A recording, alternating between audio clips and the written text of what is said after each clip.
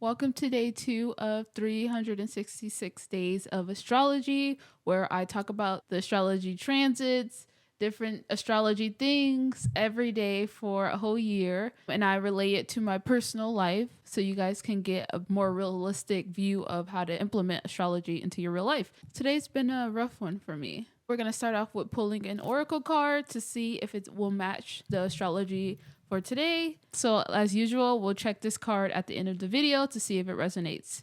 Sorry, the lighting has changed because I am filming this at another part of the day. I had to get up and eat.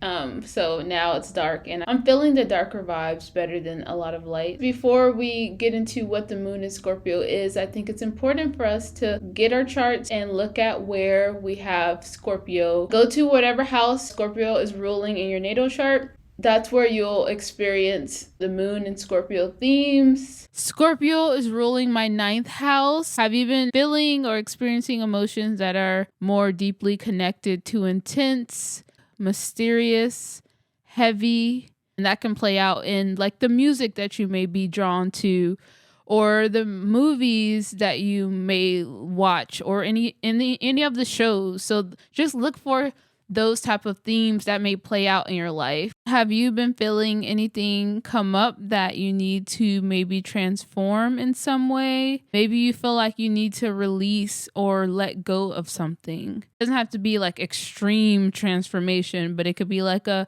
bad habit maybe you realize that you just want to like let go of, or you want to work on.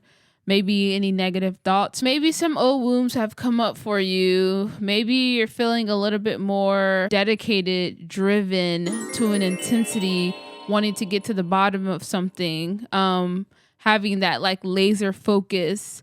Or maybe you've been feeling more stubborn, maybe more controlling, or maybe you've experienced some controlling. Because also with the Scorpio moon, you can be feeling these themes, or you could be around people who are exuding this energy. And maybe it's been harder for you to get out of your own way with Scorpio being a fixed sign. And maybe you've been more secretive. Maybe you want to be more behind the scenes. Maybe even a little bit jealous, perhaps. I don't know. Or maybe you've been feeling a little bit more sexual.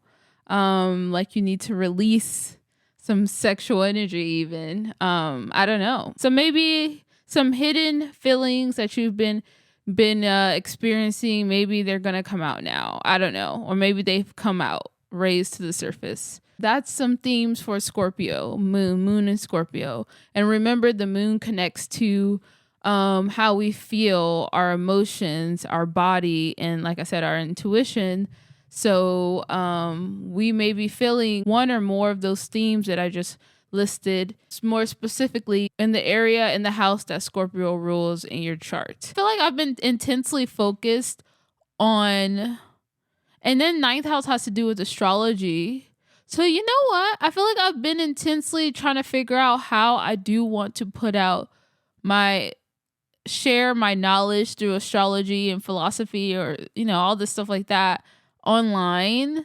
And it's kind of been more so it's gotten intense to the point where I have like neglected some personal things, which is what caused the intense experience that I had with the Scorpio in my life. The card of the day is mentors and role models. If you've heard that being intuitive is a special gift only for a select few, then you've been misinformed.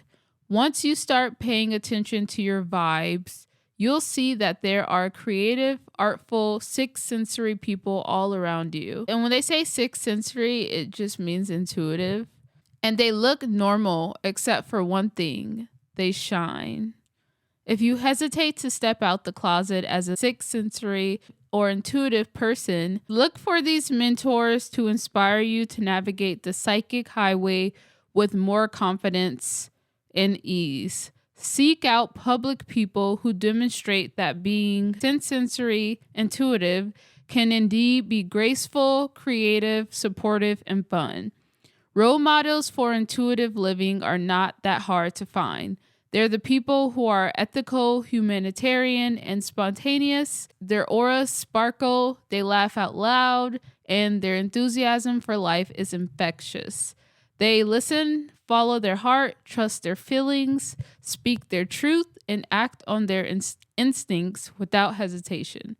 And they encourage you to do the same. Ask them what their secret is, and inevitably they will say, I trust my vibes. I guess it's calling us to seek out other intuitive people. Could I stretch it and say that can fall into Scorpio moon, because Scorpios are intuitive. I didn't mention that part, but Scorpios are intuitive. I received my first ever comment. It just made me so happy. So I decided I'm going to talk about it on camera or respond to. Erica Kane on TikTok said, I have Mars in Capricorn in my first house in my natal chart. So I'm going to say a quick little prediction or hypothesis as to how Mars in Capricorn transiting your first house could be impacting you for the next couple of weeks. You are going to have to be very disciplined around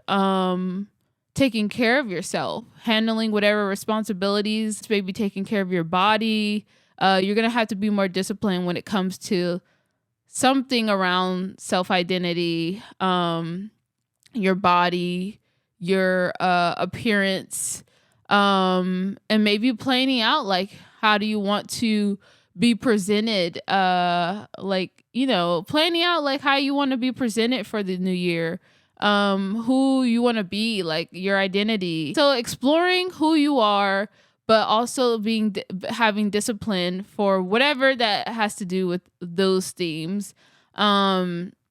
And just planning out the person that you want to be. This is probably a good time because you probably have more like energy, or you're going to have more energy around like taking care of your like body. So like maybe starting a new fitness routine, maybe eating healthy, maybe moving, because Mars is about moving. So anything action oriented. So like I said, working out or going to a dance class, or maybe just hard work, working hard on yourself, exploring yourself. So I don't know. Does any of those themes resonate with you?